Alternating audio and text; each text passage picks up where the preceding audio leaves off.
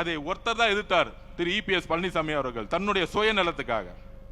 ஜெயிச்சு முடிச்ச உடனே அங்க ஒரு குடும்ப கட்சி, இப்பொழுது இபிஎஸ் அவர்களும் தன்னுடைய மகனும் மட்டும்தான் கட்சி நடத்திட்டு இருக்காங்க, வேற யாரும் இல்லை. இப்ப இன்றைக்கு 2 சகோதரர்கள் விஜயபாஸ்கரன் சேர்ந்த பிறகு 60% அதிமுக இணைந்து விட்டது. இன்னும் 30% தான் இருக்கு, இன்னும் 30% தான் இருக்கு. அப்ப பொதுமக்களுக்கு வெளிப்படைத்தன்மை நம்ம பேசணும். எதுக்கு இந்த பொலிட்டிக்கல் ஸ்ட்ராட்டஜி எடுக்கிறோம்? எதிர்காலம் இல்ல, உடன்படிக்கை ஏற்பட்டு விட்டது. இன்னும் அறிவிப்பு மட்டும்தான் இல்ல. திராவிட முன்னேற்ற கழகமும் திரு மு.க. ஸ்டாலின் அவர்களும் தலைவர், அதிமுகவோட பொதுச் செயலாளர் கூடிய விரைவில் கூட்டணி அறிவிக்க போறாங்க. ஒன்னு உள்ளாட்சி தேர்தல் அப்ப இருக்கும், இல்லைன்னா லோக்சபா தேர்தல் இருக்கும், மக்களவை தேர்தல் இருக்க போகுது. அப்ப இவங்க 2 பேரும் சேரும் பொழுது கையில் வச்சிருக்க பணமும் டெல்லியோடைய சப்போர்ட்டும் பிஜேபியோட சப்போர்ட்டும் சேர்ந்துக்கிட்டு ஒரு அரசியல் சூழ்நிலையை தவறா தமிழ்நாட்டில் உருவாக்கிடக்கூடாது. அப்படி சேரும் பொழுது ஒட்டுமொத்த அதிமுக நிர்வாகிகள் ஆல்ரெடி இங்க மூவ் ஆயிட்டாங்க, தமிழ் வெற்றி கழகத்துக்கு மூவ் ஆயிடுவாங்க அந்த முடிவு எடுக்க போது முன்னாடியே. அப்ப நாளைக்கு அதிமுக வெறும் பேப்பர் லெவல்ல இருக்கும். அப்ப இபிஎஸ் அவர்களும் திரு மு.க. ஸ்டாலின் சேரும் பொழுது ஒவ்வொரு மாவட்டத்திலும் திரு இபிஎஸ் அவருடைய அதிமுக வேலை செய்யறதுக்கு ஒரு நிர்வாகி இருக்க மாட்டாங்க, ஒரே ஒரு நிர்வாகி இருக்க மாட்டாங்க. அவருடைய மகனும் திரு இபிஎஸ் பழனிசாமி அவர்கள் மட்டும்தான் கட்சியில் இருப்பாங்க. இன்னொரு 5 பேர் இருப்பாங்க, அவங்களுக்கு தேர்தல் வேலை செய்யவே தெரியாது, அவங்களை விட்டுருவோம். இப்பயே தீர்மானம் போடுறாங்களாம், திரு மிதுன் அவர்கள் கட்சியை வழி நடத்தணும், இளைஞர் அணி தலைவர் ஆகணும். அதுல அவர் சொல்றாரு, அன்னைக்கு பேட்டி எடுக்கும்போது சொல்றாரு இபிஎஸ் அவர்கள், என்னுடைய மகன் ஒன்லி உறுப்பினர் தான், அரசியல் ஆசைலாம் எதுக்கு நீங்க உறுப்பினரா வச்சுக்கிறீங்க? எதுக்கு தெரியுமா? திரு உதயநிதி அவர் சொன்னாருங்களே, என் மகன் 25 வருஷமா உறுப்பினரா இருந்தாரு, அதனால டக்கு நான் இளைஞர் தலைவர் ஆகிட்டேன், அதனால சட்டமன்ற உறுப்பினர் ஆகிட்டேன், அதனால துணை முதலமைச்சர் ஆகிட்டேன்.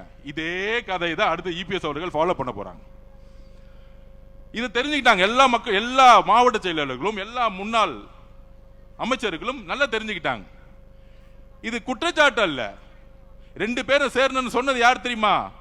மார்க்சிஸ்ட் கம்யூனிஸ்டோடைய அகில இந்திய தலைவர் திரு பேபி அவர்கள் சொன்னார், நாங்கள் ஏன் தமிழக வெற்றி கழகத்திற்கு ஆதரவு கொடுக்கிறோம்னா அதிமுகவும் திமுகவும் பிஜேபியும் சேர்ந்து ஆட்சி அமைக்க போது, அதனால நாங்கள் எதுக்கிறோம் சொன்னார். திரு சண்முகம் அவர்கள் மார்க்சிஸ்ட் கம்யூனிஸ்டோடைய தலைவர் தமிழ்நாட்டில் அவர் சொன்னார், திமுகவும் அதிமுகவும் பிஜேபியும் சேர்ந்து ஒரு புடலங்கா கூட்டணி உருவாக்குவீங்க, அதுக்கு நாங்கள் சப்போர்ட் பண்ணுவோமா?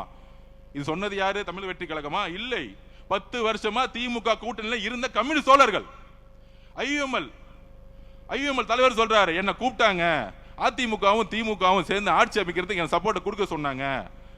முதல்ல 2.5 வருஷம் அவங்க முதலமைச்சர் இபிஎஸ் அவர்கள் முதலமைச்சர், அடுத்து உதயநிதி முதலமைச்சர்.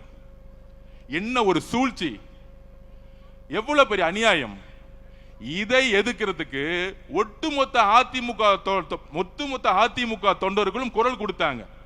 ஒட்டுமொத்த அதிமுக 47 எம்எல்ஏ 20 எம்எல்ஏ 25 எம்எல்ஏ அப்பயே குரல் கொடுத்தாங்க, திமுக சேரக்கூடாது.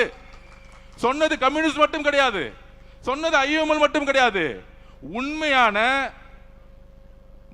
மக்கள் தலைவருடைய விசுவாசிகளா இருக்கக்கூடிய அண்ணன் விஜயபாஸ்கர் அவர்களும் கரூர் விஜயபாஸ்கர் அவர்களும் அண்ணன் சி.வி. சண்முகம் அண்ணன் அவர்களும் எல்லோரும் இணைந்து திமுகவுடன் சேரக்கூடாதுன்னு சொன்னாங்க. ஆனால் அவங்க பதவி விட்டு நீக்கிறதுக்கு எப்படி அண்ணன் செங்கோட்டை அண்ணன் பதவிக்கு நீக்கணும்னு நினைச்சாரோ, கடைசியில் அவங்க 2 பேரும் அப்பாவும் மகனும் மட்டும்தான் இருக்க போறாங்க. இங்க ஒரு அப்பா மகன், அங்க ஒரு அப்பா மகன், 2 பேர் 4 பேர் முடிச்சிடலாம். தலைவர் சொன்ன மாதிரி சட்டமன்றத்தில் 4 பேர் முடிஞ்சிருவாங்க. அப்ப இயற்கையாகவே குரல் கொடுத்தது உள்ள இருந்துட்டு அதிமுக குரல் கொடுத்தது ஒரு 20-25 எம்எல்ஏ. அக்கா வந்திருக்காங்களே மதுராந்தகத்தோட எம்எல்ஏ ஒரு 4 பேர் ரிசைட் பண்ணாங்க, எல்லாரும் சேர்ந்து குரல் கொடுத்தாங்க. அந்த குரல் கொடுத்ததுடைய வெளிப்பாடு அப்பையும் அதிமுக பொதுச்சாளருடைய காதுல உழுவல. அதனாலதான் ரிசைன் பண்ணி தமிழக வெற்றி கழகத்தில் சேர்ந்தாங்க தைரியமா. 10 நாள் அவர் எம்எல்ஏ ரிசைன் பண்ண அதுக்கு ஒரு தைரியம் வேணும். அந்த தைரியம் எங்கிருந்து வந்துச்சுன்னா, புரட்சி தலைவி அம்மா கிட்ட நான் வளர்ந்தேன், எனக்கு பேர் வச்சதே புரட்சி தலைவர் தான், அம்மா புரட்சி தலைவர் தான் எனக்கு பேர் வச்சாங்க. மதுராங்கத்தோட எம்எல்ஏ நம்ம சகோதரி சொன்னாங்களே புரட்சி தலைவர் தான் எனக்கு பேர் வச்சாங்க. எப்படி நான் திமுக சேரும் போது நான் எப்படி அந்த கட்சியில இருப்பேன்? தைரியமா கையை ரிசைன் பண்ணிட்டு வந்தாங்க.